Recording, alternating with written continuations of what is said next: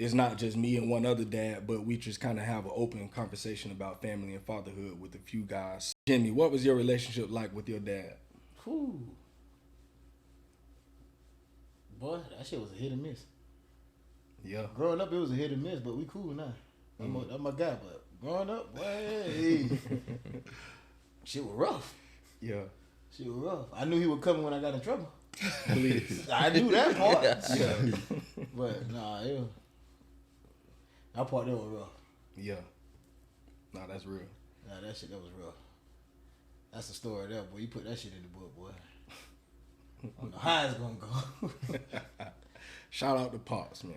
That's my guy though. That's my guy. Yeah, so what about you, Monte? Mine was good. It wasn't no bad blood. My dad always had them, a kid, I can't even say uncomfortable conversations. It's life questions. You in middle school, you asking, well, I know you got a plan A, what's your plan B? I'm in 6th grade, what you talking about plan B? Football and basketball, you gotta have a backup plan. But yeah, my daddy always preached life and always be yourself. You know what? I guess regular dads do shoot. Yes, be there for their kids the best way they can. And all right. What about you, Juice? People that know my daddy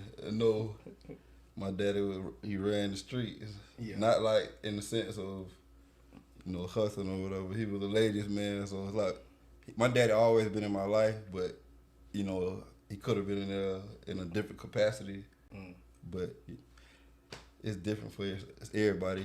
Everybody got their own path. People parent different. So, but like I said, he always been there if I ever needed him or whatever. But I wish when I was like coming up, like I would have got a call like, "Hey son, where you?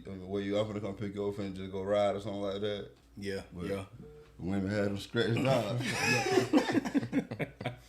No, and the reason I always ask that question, because I kind of like to see, like everyone has, like you say, everybody got a different story. Everyone has a different upbringing.